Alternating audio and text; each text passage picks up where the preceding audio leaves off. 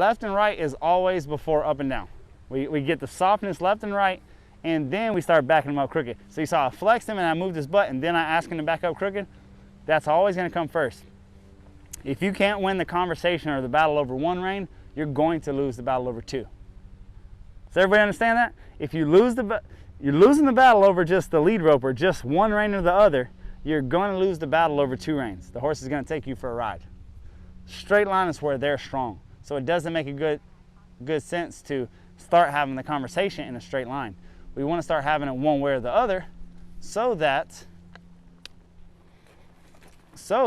he gets so soft and easy and accustomed to giving that he doesn't try us really.